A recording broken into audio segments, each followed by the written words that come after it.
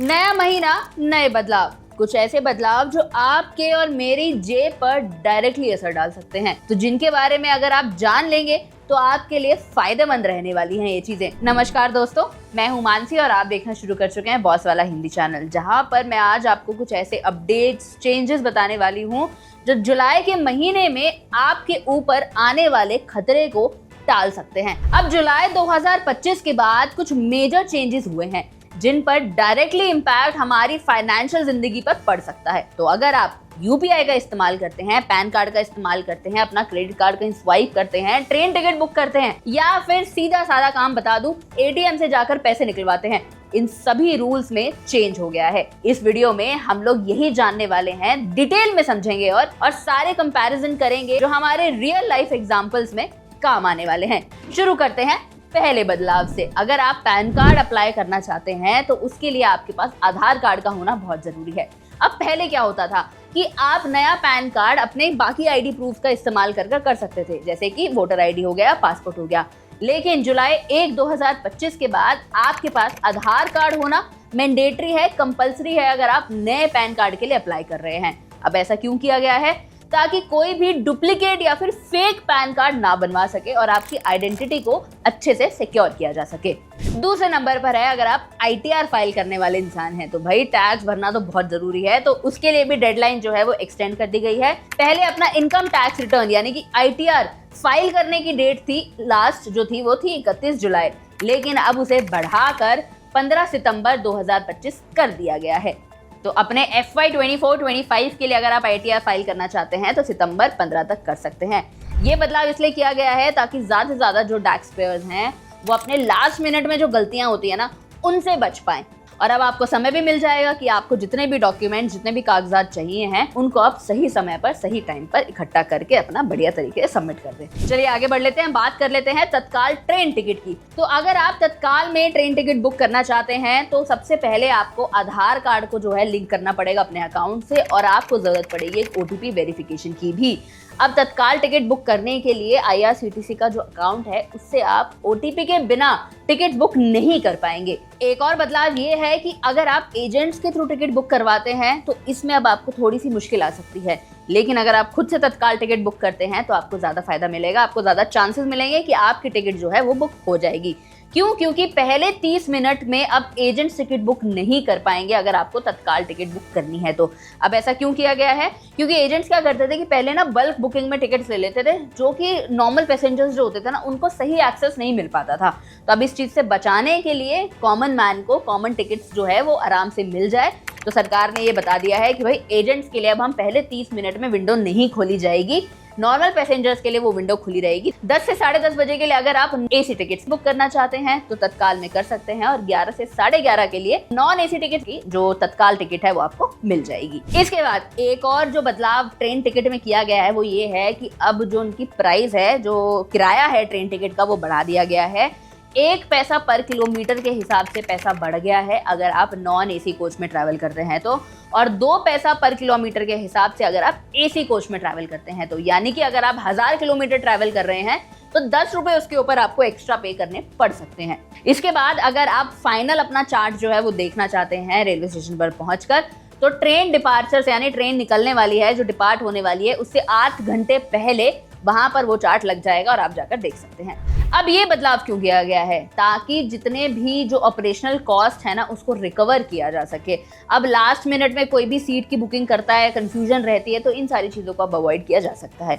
अब मैं आपको बता रही हूँ कि ट्रेन टिकट को लेकर ये सारी चीजें, ये जो बदलाव किए गए हैं क्यों किए गए हैं, कि भाई लास्ट मिनट पर आकर कोई भी गड़बड़ ना हो जाए। लेकिन अगर यही गड़बड़ आप अपनी जीवन में करते हैं और उनको हटाना है तो क्या किया जाए? भाई उसके लिए बनी है इंश्योरेंस। आपके पास हेल्थ इंश्योरेंस होना, टर्म इंश्योरेंस होना बहुत जरूरी है। जैसे जब हम ट्रेन में ट्रैवल करते हैं तो कैसे हमें होता है कि भाई टिकट होना कंपलसरी है, तो ऐसे ही अगर आपको अपने लाइफ में कोई चांस नहीं लेना है ना तो आप इंश्योरेंस जरूर लेना, क्योंकि आपके परिवार की हेल्थ ना आपके हाथ में हो सकती है। और सोने पे सुहागा वाली बात तो ये हो जाएगी अगर मैं आपको बता दूं इसका बढ़िया तरीका। अब आप ये सोचिए, सिर्फ 400 से 500 रुपए आपको महीने का प्रीमियम भरना है, तो भाई इतने रुपए तो हम वैसे ही खर्च कर देते हैं, डेली रूटीन में ही बता देती हूँ, खाने पीने में ही खर्च कर देते हैं, कहीं पे बाहर घूमने चले गए, भाई चाय वाय पीने चले गए, तो 400-500 रुपए तो यूं ही खाने में चले ही जाते हैं। लेकिन अगर आप उतना ही अमाउंट किसी ऐसी जगह पर इन्वेस्ट करें जो आपको लगे कि फ्यूचर में जाके मेरे और मेरी परिवार के बहुत काम आ सकता है, तो उसमें बुराई क्या है। सिर्फ 400 से 500 रुपए महीने के देने हैं, 1 करोड़ तक का कवरेज आपको मिल सकता है उसमें। और अब तो अप टू 25% का आप डिस्काउंट भी ले सकते हैं। 50 से ज्यादा इंश्योरर्स हैं उसमें, मतलब आप आराम से कंपेयर कर सकते हैं कि आपके लिए कौन सी इंश्योरेंस पॉलिसी सबसे बेहतर रहेगी। 50 से ज्यादा कंपैरिजन कर सकते हैं आप चीजों में, और 30 मिनट का आपको फुल क्लेम सपोर्ट भी मिल रहा है। भाई ये तो बहुत ही बढ़िया बात हो गई ना। लेकिन यहाँ पर एक और बहुत इंपॉर्टेंट बात आ जाती है, और वो है कि रेगुलर हेल्थ चेकअप कराना आपके लिए बहुत ज़रूरी होता है। लेकिन मैं समझती हूँ कि भाई अब हर कोई इतना अफोर्ड नहीं कर सकता है कि भाई रेगुलरली आप हेल्थ चेकअप कराओ। पैसा तो लगता है देखो उसमें, और ये पैसा और ज़्यादा लगता है अगर आप कोई डिलीवरी के लिए चले जाते हैं। तो मतलब कोई भी लेडी ऐसी है जो एक्सपेक्ट कर रही है अपने बच्चे के लिए, वो चाहती है कि भाई मेरा बच्चे का फ्यूचर मैं सिक्योर रख पाऊँ, या माँ बाप दोनों मिलकर चाह रहे हैं कि हम आगे जाके ऐसा कुछ प्लान हमें मिल जाए कि भाई हमारी जीवन जो हमारा लाइफ जो है वो उस तरीके से हम सिक्योर कर पाएँ फाइनेंशियली।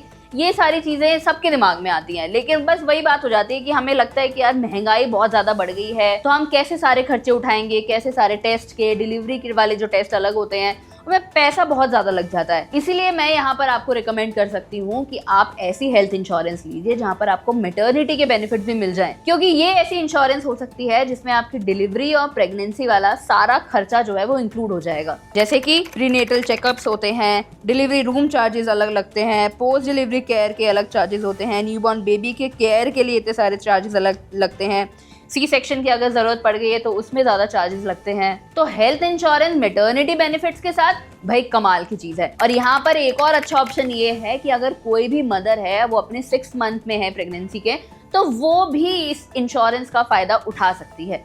तो अगर आप इस इंश्योरेंस के बारे में जानना चाहते हैं तो मेरी चैनल प्रोफाइल या मेरी बायो पर जाकर लिंक पर क्लिक कर दीजिए और जल्दी से अपनी फैमिली की जो इंश्योरेंस है, जल्दी से अपनी फैमिली की जो फाइनेंशियल सिक्योरिटी है उसको आप सिक्योर कर सकते हैं। अब साथ ही साथ टर्म इंश्योरेंस भी बता दूं तो उसमें भी आपको मात्र 600 से 700 रुपए पर महीना आपको भरना है और आपको 2 करोड़ तक की कवरेज मिल सकती है, और भाई 15% का डिस्काउंट भी मिल रहा है। जल्दी से ले लो। चलिए अब हम जरा क्रेडिट कार्ड की भी बात कर लेते हैं। भाई हम में से इतने सारे लोग हैं जो क्रेडिट कार्ड का इस्तेमाल करते हैं, तो अगर आप SBI का क्रेडिट कार्ड इस्तेमाल करने वाले इंसान हैं तो भाई आपके लिए थोड़े से बदलाव हो चुके हैं, और वो है कि पहले आपका जो मिनिमम अमाउंट ड्यू होता था ना उसमें GST, EMI, फीस वगैरह नहीं लगती थी। लेकिन अब 1 जुलाई के बाद जो आपका मिनिमम अमाउंट ड्यू है वो आपका GST मिलाकर, EMI मिलाकर, फीस मिलाकर, बाकी फाइनेंसेस वगैरह मिलाकर ही आपके जो चार्जेस लग रहे हैं, ओवर लिमिट फीस जो है वो सब कुछ मिलाकर आपका अमाउंट आपके पास आया करेगा। और अब आपको 2% एक्स्ट्रा भी देना पड़ेगा आपका जो अनपेड बैलेंस होगा उस पर। तो अब जो आपका पेमेंट ऑर्डर होगा वो होगा, पहले GST लगेगा, फिर आपकी EMIs, उस पर फीस लगेगी, उस पर फाइनेंशियल चार्जेस होंगे, आपका बैलेंस ट्रांसफर होगा वो होगा, रिटेल होगा, और फाइनली कैश जो होगा वो होगा। साथ ही साथ अब कुछ क्रेडिट कार्ड्स पर एयर एक्सीडेंट इंश्योरेंस को कैंसिल कर दिया गया है। जैसे कि अगर किसी के पास 1 करोड़ का कवर है तो इलीट, माइल्स इलीट, ये 2 ऐसे SBI के क्रेडिट कार्ड हैं जिनके ऊपर अब आपको कोई भी एयर एक्सीडेंटल इंश्योरेंस जो है वो नहीं मिलेगी। और प्राइम और माइल्स प्राइम पर भी 50 लाख का जो कवर है वो अब हटा दिया गया है। HDFC क्रेडिट कार्ड की अगर बात करूं तो ऐसे बहुत सारे क्रेडिट कार्ड थे जिन पर कोई भी अगर आप खर्चा कर रहे हैं तो पहले फीस नहीं लगती थी, और कुछ कैटेगरीज में तो रिवॉर्ड पॉइंट्स भी अनकैप्ड थे।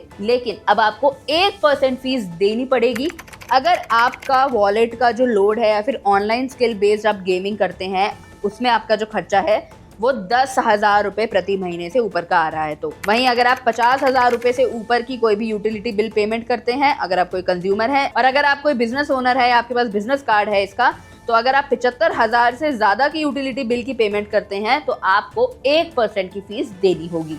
इसके बाद अगर आप रेंट, फ्यूल, मतलब 15 से 30,000 तक का आपका जो भी कार्ड है उसके ऊपर डिपेंड करता है, या फिर आप किसी भी तरीके की एजुकेशन की फीस भरते हैं वो भी थर्ड पार्टी प्लेटफॉर्म से, तो आपको 1% की जो एक्स्ट्रा फीस है वो देनी होगी। मान लीजिए कि आपने अपने वॉलेट में 40,000 रुपए ट्रांसफर करे, लेकिन आपने अपना रेंट का पेमेंट कर दिया 90,000 का अपना HDFC का क्रेडिट कार्ड इस्तेमाल कर, तो इसके ऊपर आपको 1% की एक्स्ट्रा फीस देनी पड़ेगी, यानी 1,300 रुपए आपको एक्स्ट्रा भरने पड़ेंगे। और हो सकता है कि इस स्पेंड पर आपको कोई रिवॉर्ड पॉइंट भी ना मिले। चलिए भाई, अब हमारी आदत होती है कि ATM से पैसे निकलवाने हैं हमें, तो अगर आपके पास एक्सिस का कार्ड है और आप ATM से पैसे विड्रॉ करवाने गए हैं तो पहले क्या होता था कि अगर आपकी कोई फ्री लिमिट है उसको खत्म हो गई आपकी विड्रॉ करवाने की, तो पर ट्रांजैक्शन आपको 21 रुपए भरने पड़ते थे, लेकिन अब आपको 23 रुपए भरने पड़ेंगे पर ट्रांजैक्शन, अगर आपकी जो फ्री लिमिट है ट्रांजैक्शन करने की वो खत्म हो गई है। तो अब अगर मैं ICICI बैंक की बात करूं तो वहां पर आप कितनी भी बारी, पहले क्या होता था कि बैंक में जाकर ब्रांच को विजिट कर सकते हैं और IMPS पर भी मनी ट्रांसफर को लेकर बहुत ही कम पैसे लगते थे, लेकिन अब आप सिर्फ 3 बारी ब्रांच विजिट कर सकते हैं 1 महीने में। उसके बाद आपको 150 रुपए हर विजिट के भरने होंगे। 125 रुपए इंटरनेशनल ATM का अगर आप इस्तेमाल करते हैं तो उसका भी चार्ज आपको देना होगा। UPI की बात कर लेते हैं, क्योंकि ये तो भाई हमारी डेली जिंदगी में, जो हमारी डेली लाइफ में जो इस्तेमाल होने वाली चीज़ है। तो बहुत बारी ऐसा हो जाता था हमसे कि भाई गलत पैसे ट्रांसफ़र कर दिए हैं हमने, या हमें कैश वापस नहीं मिल रहा है, हमने कहीं ज़्यादा पेमेंट कर दिया तो रिफंड नहीं आ पा रहा है। लेकिन अब NPCI ने इन सारी चीज़ों पर एक लगाम लगा दी है, जहां पर इसे बोला गया है चार्ज बैक सिस्टम। अब इसे स्ट्रीमलाइन कर दिया गया है। मर्चेंट्स और यूजर्स भी अब तेजी में रिफंड्स जो हैं वो ले पाएंगे, मतलब अब ज्यादा इंतजार नहीं करना पड़ेगा अपने रिफंड्स के लिए। अब जैसा कि आप लोग जानते हैं कि RBI जो है वो रेपो रेट्स को बढ़ाता और घटाता रहता है, तो फिलहाल पिछले 3-4 बारी से RBI अपने रेपो रेट्स को कम कर रहा है, जिसके कारण बहुत सारी ऐसी स्मॉल सेविंग स्कीम्स हैं जिसमें इंटरेस्ट रेट्स भी बढ़ने के चांसेस हो सकते हैं। जैसे कि अगर आप किसी भी मान लेते हैं सुकन्या समृद्धि योजना में आपने इन्वेस्ट कर रखा है या फिर आप चाहते हैं इन्वेस्ट करना, तो जुलाई से सितंबर एक ऐसा पीरियड हो सकता है जहां पर आप बहुत सारी स्कीम्स में, जो स्मॉल सेविंग स्कीम्स हैं, उनमें इंटरेस्ट रेट का बढ़ना देख सकते हैं। तो आपके लिए ये फायदेमंद हो सकता है अगर आप किसी भी ऐसी सरकारी स्कीम में इन्वेस्ट करना चाहते हैं तो। अब जैसे मैं एग्जांपल आपको दे रही थी कि आपने सुकन्या समृद्धि योजना में या स्कीम में आपने इन्वेस्ट कर रखा है, तो उसका इंटरेस्ट रेट अगर 8.2% से बढ़कर 8.4% तक हो जाता है, तो भाई इसमें तो आपका फ़ायदा ही फ़ायदा है।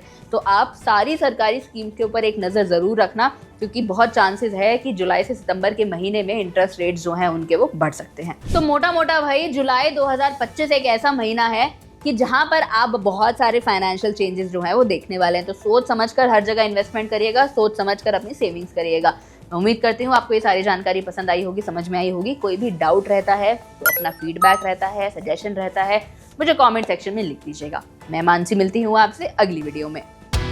बॉस वाला, बी द बॉस।